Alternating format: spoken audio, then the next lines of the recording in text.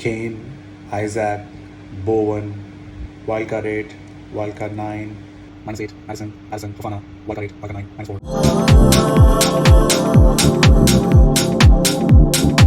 Total crunch wildcard time now. Before we get started, quickly we need to keep a few things in mind.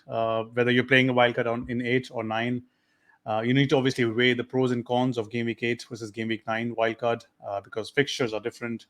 There's a lot of fixture swings which are happening in game week 9 and game week 8. Whenever you're playing your wildcard, whether it's 8 or 9, you need to kind of devise a good 4 game week team plan because we will see ahead in our discussion that game week 13 to 16 there's another fixture swing for the big 16. So you need to keep in mind about game week 13 to game week 16 fixtures as well. When I say big 6, obviously Liverpool is a part of it. And how do you plan to get Liverpool players back if you really want to? If Liverpool keep playing the way they have been, apart from the Ajax game yesterday, if the way they have been playing in the Premier League, a lot of people might not even get them back. You need to have a route to get Salah or Trent back. And the latest news is Arsenal versus City game has been postponed, which was scheduled for game week 12. Something which might affect because whatever drafts I've seen, and we'll see your draft as well, a lot of people are sticking with Martinelli as the only Arsenal asset. Now this is game week 12. Arsenal anyways had tough fixtures after game week 9. After game week 8, which they play Brentford. You want to add anything in this? Any other thing you want to keep in mind as for what you have been doing as far as your FPL career is concerned? I don't know. I think this is pretty good list of what to think about right now with wildcarding. I think most people are wildcarding 8 or 9, and then the other option is 12, game week 12 or 13. I was on the same boat that I was going to wildcard game week 9, but since things have happened, I'm leaning towards I'm more than leaning towards my wild card is active right now. So right, like I mentioned, we need to keep an eye on game week 13 to game week 16 fixtures before we discuss your draft. Let's take a look at the game week 13 to 16 fixtures. Last week we saw how the likes of Leicester, Bournemouth, Fulham, Nottingham Forest, they were on the top 4 or 5 in the fixture list from game week 8 to 12. This is from 13 to 16. And you can see, City, Arsenal, Liverpool, United, they're back in top 6, top 7. So as you said, you are playing your wild card in game week 8. You've already made it active. So these are the benefits I thought people could look at. People who are playing, who would want to, or who are inclined, or who are leaning towards playing game week 8 wild card. Obviously we have had 6 game weeks. 7 obviously was a washout. We've had players from Liverpool, Chelsea, Brighton, Manchester United. We can get rid of that if you're playing in game week 8. I think there are 3 tempting fixtures: Tottenham versus Leicester at home, Newcastle versus Bournemouth, and Fulham versus Nottingham Forest. These 3 teams are in form, the home teams, and you would want to have assets from them. Andreas Pereira is mostly owned by everybody, around 27-28%. Mitrovic now is obviously in demand. He's also 27% owned. It's just a question about whether you need to own 2 or 3 Newcastle assets. What are you leaning towards? For me, I'm still not sure, but I think might be going triple Newcastle. I'm gonna attack the fixture right away, and that's one of the few tempting things to wildcard this game week, because if you're just making transfers, it's highly likely that you're gonna have maybe only 1 or possibly 2 players from that. And the same with these other fixtures with Spurs versus Leicester. You might go for, actually you can go with maybe replace, if you're not using wildcard, you could go Salah to Son, but Son hasn't been doing great. If you do two transfers, you can switch up to Kane. You need 2 transfers for that. So with wildcard, it's easier to take this one week punt on Kane and possibly someone like Perisic if you want. And the thing is, like if you have to take something like -8 to get a team out, then definitely I would play wildcard, absolutely. Because if you were to wildcard in game week 9 anyway, then why not just avoid like you have said here? Why not just avoid the hit and go for it? It's a little bit more tricky if you need to take only, let's say, -4. It's kind of tough decision. I was in that same boat. I could have taken -4, play 11 players. One of them would have been, unfortunately, Da Silva, who is pretty much 1 point cameo, I would say.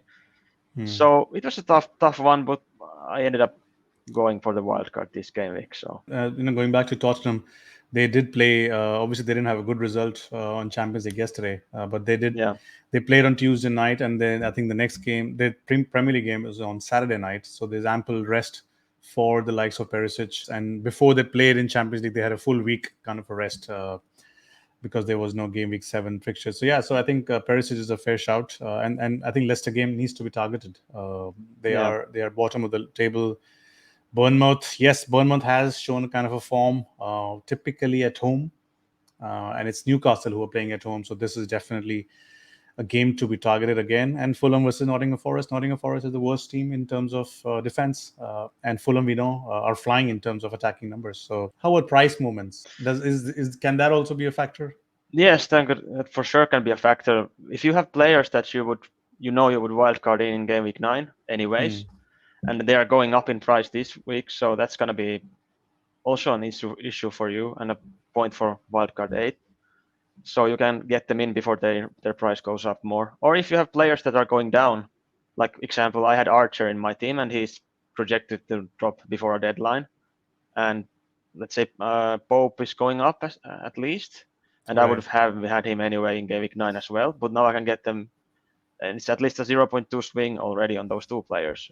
So that's definitely a good point that you can maybe reap the rewards True, of. true. Let's take a look at benefits of wildcarding in game week 9. Obviously, there is an international break after game week 8, and this will be the last international break before the World Cup. My take on this is, since this is the last international break before the World Cup, I don't think whatever games are there. Obviously, the big one is the England versus Germany on paper, but I think it will be a low intensity game. All these games will be low intensity because they don't want to get injured Yeah, right before the World Cup, unless somebody has some malice in trying to injure the yeah, opposition. If somebody is not yet currently on 3 forward up top, and do not plan to do the same in game week 8, there's a great opportunity. Actually, this point is valid for game week 8 wildcard as well. If you're still on Jesus and Haaland, and your third was Greenwood or Archer or whoever, this is the perfect opportunity to kind of get on to the forward bandwagon. If you could play 11 players in game week 8 with, let's say, -4, will playing wildcard in game week 9, do you think, obviously you're playing it game week 9 thinking that there will be gains, how much significant would that gain be over playing a wildcard in game week 8? So these things have to be kept in mind. Obviously, looking at the fixtures, going forward, now obviously one fixture has been postponed from game week 12. So these are the things. Anything you have to add here? Because now, because you were thinking of playing in game week 9 earlier, was it how big was the factor of international break? like you said, I'm not expecting that many injuries, maybe as usual, Right. because of the low intensity, and you have more time to think and tinker and stuff like that. So that's good. And sometimes people have said that there's 2 weeks for price changes and stuff like that, but usually it doesn't really happen that much during that 2 weeks. I've noticed that the prices don't go up like in 2 weeks that much more than it would in 1 week. So that wasn't significant either. So it was more the fixture swings that was at that point that I Yeah. was thinking Yeah. it could be nice time to wildcard, but I think game week 8 is quite close to as optimal. So let's just get straight into your draft. Yep. Yeah, in this draft there's actually I have 2.1 million in the bank this draft, Right. so I can make a lot of changes on this until before the wildcard or even in the game weeks to come. For example, I could I'll start with Pope. I'm gonna keep him for a long term for sure. Same with Trippier. But Perisic is one that I could possibly, if I want, it could be a 1 week punt. I could get Alexander Arnold back next week with the 2.1 in the bank. Next week means game week 9. Oh yeah, game week 9, I mean. Where's, And I think they play Brighton home. Yeah. yeah, Brighton home. If I want to do that, then that's pretty easily done with that money. Uh, and then Cancelo, that's at least a game week 12 Correct. until they blank. Then I might consider moving him, but Yeah. until then, he's a long-term pick. And De Bruyne is a placeholder for Salah. Martinelli they have tough fixtures, but in his price range, he's still pretty much the best pick in Correct. my opinion. Plus, he's going up in price all the way to 6.5 from 6. And now he's the most owned midfielder. Salah's Yeah, gone down to 43%. He's at 47%. Yeah, so I'm not gonna sell him. He's gonna be in my team, Yeah. whatever draft I'm gonna go for. And then Bowen, don't mind the captaincy. It's not gonna be Bowen. It's gonna Right. be Haaland, but it just left there when I made the draft. Right. But Bowen is like we talked about form versus fixture pick, because Bowen and let's say another option at that price range, Maddison, who has great fixtures as well coming up, they have both been very poor. Non-penalty XG plus XA per 90 minutes, 0.19 per 90 minutes. For That's Bowen. Bowen, and also for Maddison, I believe. So that's not great. Hmm. But we know they have the Premier League pedigree and the FPL Exactly. Yeah. pedigree Yeah. to turn it around with the good fixtures. So it's a like I like to consider myself a stats-based manager. So Right. picking one of them with those stats feels a little bit bad, but I just hope that they turn it around. Plus, in the 9 million, 8 million price bracket, there's a lot of options. Hmm. So if one of them doesn't work, you could hop to Zaha, who was about to have great fixtures as well, Yeah. Exactly. and Yeah. he has great stats as well. In the initial slide where I think the things have to be kept in mind about how to get Yeah, Liverpool is back, you have to kind of have a mini plan to get Zaha as well in your team yeah, from game week 10, because they play Leeds at home, Leicester away, Wolves home. I mean, this is the best three fixture set you could ever get for to play yeah, Zaha in.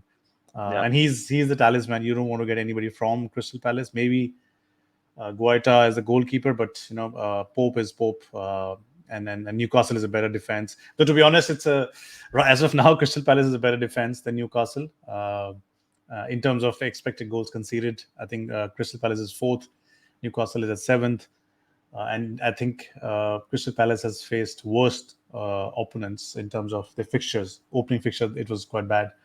So it's just that Pope has been performing well. Guaita still really hasn't kind of given those kind of numbers. and the So yeah. rest of my draft, Sorry, is another thing on Bowen is I think he might be on penalties as well, because he yeah, took yeah. penalties in Europa League Conference League game. And in this draft, Bailey, he has a fixture this game week, and he has decent fixtures coming up. And he's right now he's 4.7. He's dropped quite a Hmm. lot. He's pretty cheap right now. But with the 2.1 million in the bank, I could upgrade him to someone, maybe Saint Maximan or Pacqueta or someone like that. So it's Right. up in the air. But for those fixtures at that price, I think he's good value as well. Actually, Aston Villa, Southampton home, Leeds away, Forest away, Chelsea home, Fulham away. So next five, four out of the next five are the fixtures I think Gerrard would be targeting if he wants to really save his job. So I feel the result against City would really kind of galvanize them and get them out of the hole. So yes, I think Bailey is definitely, and he's 4.7 if I'm not wrong. And then we look at the strikers, where Haaland is a no-brainer, and same for Mitrovic for me. They're gonna be in my team whatever happens. Right. Only injuries can prevent that, I'd say. So, and Isak is one that I think is a great option for this game week, because I don't think Wilson is back. But Hmm. a little bit worries me that when Wilson is back, I don't think he's gonna be benched necessarily, but he might be pushed wide. That's what the Newcastle fans have been talking about. Correct. So Correct. so that's what a little bit worries me. And he's not on penalties either if Wilson is on field, I'd say. Yeah, it's gonna be Wilson for sure. Yeah. Yeah, so I think he's good for the next few game weeks until Wilson is back. But when he's back, I think he's a little bit worrisome for me as a pick.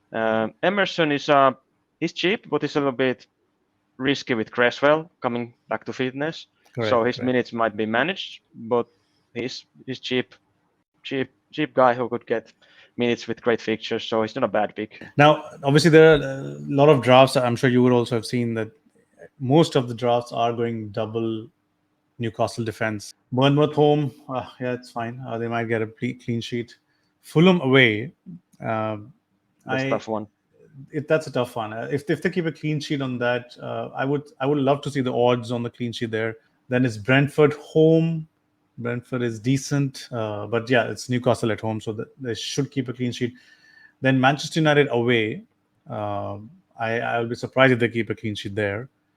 and then it's Everton home. If you were to pick up one out of these two, who would it be? I'll probably go Pope because I think he's gonna get the way Newcastle play. They concede shots, but they don't concede big chances.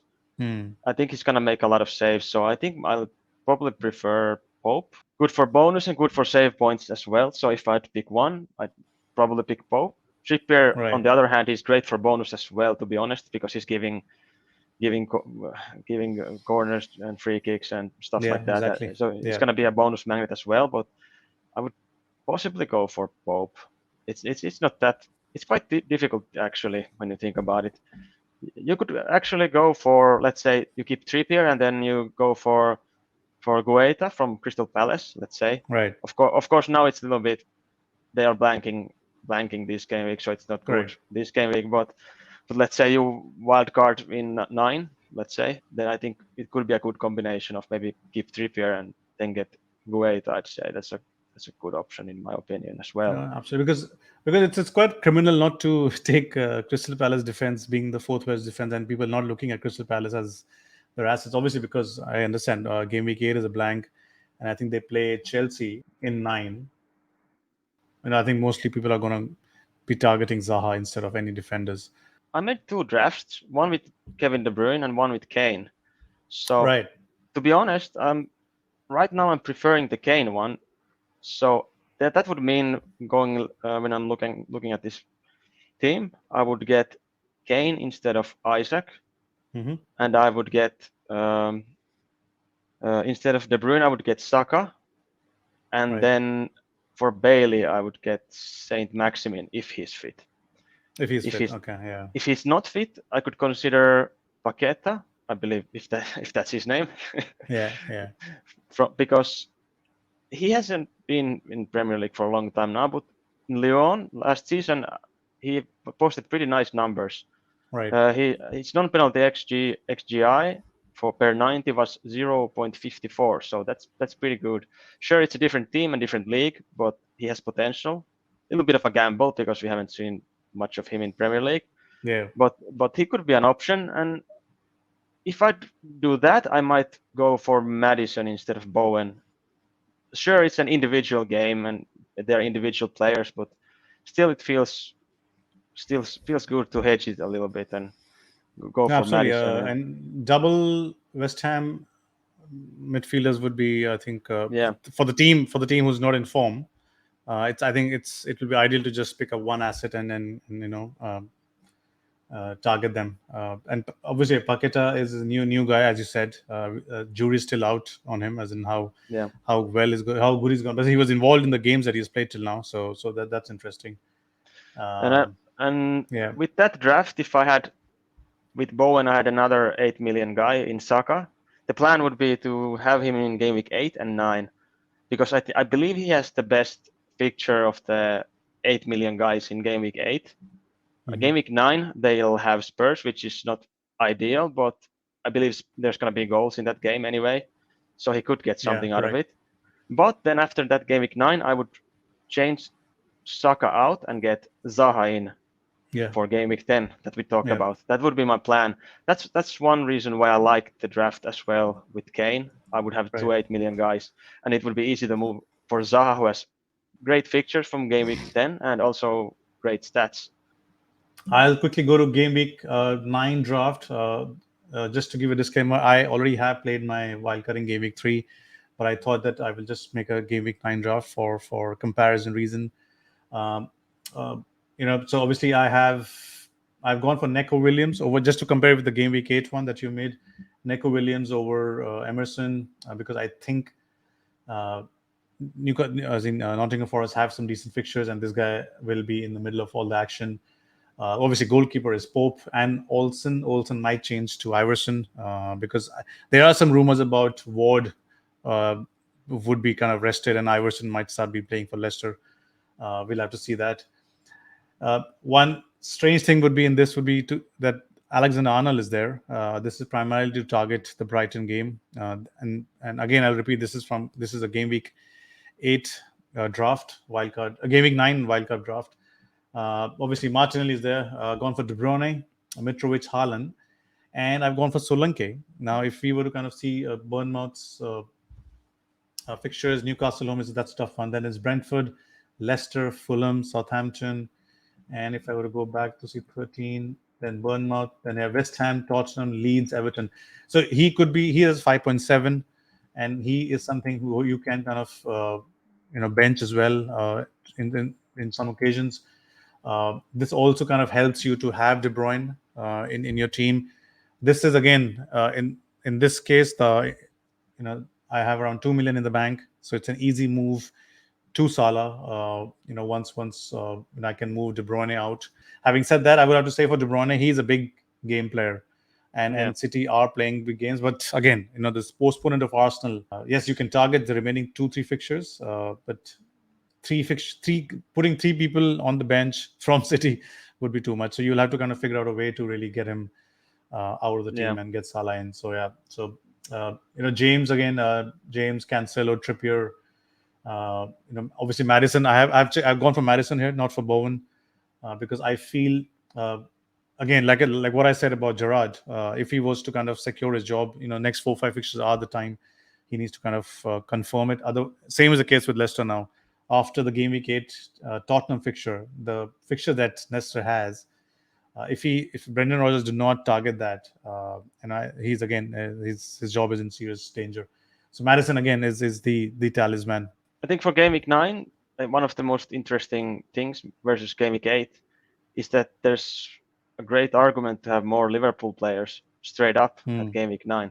Like I'm wildcarding game week 8, and I'm looking at also trying to see if there's good drafts where I can bench Trent in game week 8 and just play other players and then play him on 9. But there's a good chance I'm not going to have him in game week 8 on the bench, so I would have to get him in. You're talking about Trent? Yeah, Trent. And what did I say? No, I didn't hear. Sorry, I didn't hear. Yeah. You could also, even in this game week 9 draft, you could argue that you could go for Salah right away with Trent. Even if you feel like going for Salah instead of De Bruyne on this game week, there's an argument for that. But I don't think anyone is going for Salah if they get wildcard in game week 8. No, I don't think so. So again, that's one argument: game week 9 versus game week 8. Correct, because at the end of the day, they're playing a Manchester derby. Yes, it's City, but looking how Manchester United is now kind of coming back into form, and Eric Ten Hag's philosophy is now being implemented. It's not going to be like a cakewalk for City, and you have to bear in mind that yes, so they have Manchester derby now in 9, and they have Liverpool in 11, and they have a blank in 12. If you want to play De Bruyne right now against Wolves, you can, and then maybe move De Bruyne out and get Salah in, because Salah now is kind of a differential. Yeah, that's funny thing to hear, but yeah, correct. But be true. And obviously, another thing also has to be looked at is the captaincy planning for the next four game weeks. So if you see the fixtures, game week 8, which is the next one, obviously it's Haaland, because Salah is not there, and I don't think people will be captaining KDB. Kane is a good shout in 8. Game week 9, game week 11. Now it's City versus Liverpool. Now that's the game where you need to have Kane, because Kane is playing Everton at home. So that's another thing to look at. Another big captaincy call could be, Fulham is playing Bournemouth, so Mitrovic could be another one. So that's again another case of getting Kane or sticking with Kane in your game week in your wildcard draft till game week 11. Game week 10 is City against Southampton, so Haaland will be the captain. Game week 9, I think Tottenham is playing Arsenal. So game week 9 is a tough one. So game week 9 again. So yeah, game week 9 it makes Salah is playing Brighton home, and then there's a Manchester derby. I think there's a London derby as well. Yeah. So game week 9 is the one where you can take a risk on Salah. Yeah, game week 9, as we said, in game week 9 wildcard, you could easily go for Salah and then captain him in this game. He might be the standout captain in that one. Right. If you don't have him, then it's probably, I guess, Haaland. I think Manchester United, they're not like super tough for Manchester City necessarily. It could be because it's a derby game. Yeah, who knows what happens? But Haaland has the quality to be captain there for sure. So I'm gonna go for Haaland if I'm not having Salah in that week, I'd say. But it's a good case for Salah in game week 9. Absolutely. Yeah. If you're wildcarding game week 9, that's a great point. Quickly, let's wrap it up with some combinations. We've always spoken about Bowen versus Maddison. You're going for Bowen. I'm going for Maddison. Yeah, and I have to say for Maddison, one good thing about him is that game week 12 there's going to be that blank for Arsenal and City. So you're Correct. probably going to have to be benching your Haaland. You're going to for sure have Haaland, possibly Cancelo, Martinelli, players like that. So Maddison that game week, I believe it was maybe Everton he's facing. Where is Leeds. Oh, Home. Leeds. That's even better. So Yeah. they're facing Leeds home, and if you look at Bowen, he has Liverpool. So Correct. so that's one thing that's gonna be Correct. Absolutely. in favor of Maddison in this. So maybe I'll go for Maddison. It's still up in there. Neco Williams versus Emerson versus Patterson. I've gone for Neco Williams. You've gone for Emerson as of now. But Yeah. Emerson, obviously, like we discussed, he has X minutes as an issue. Yeah. Chris Willis might be coming back. Patterson, Everton, though they have looked decent in defense, but it's Everton at the end of the day. KDB versus Isak or Kane plus Saka. Well, that's the big question for in my drafts as well. Right. Right now, I'd say I'm 60% in favor of Kane plus Saka, but it might change. Especially considering the game week 11 in mind, the captaincy. Yeah. Last one is Bowen plus Saka plus Fofana, who's 4.4 Chelsea defender, plus or Martinelli plus James plus Pacqueta. Yeah, I'm looking at combinations. If I had to choose, I would pick the Martinelli, James, and Pacqueta one, just because I really prefer. I feel like James is a lock in my team. He has great numbers, and I believe under Potter they're going to be doing well defensively. So a combination of attacking returns and clean sheets, I really like James. And Martinelli, as I've said, he's my favorite option at that price range. So that alone is making it me to turn in favor of the option of Martinelli, James, and Pacqueta.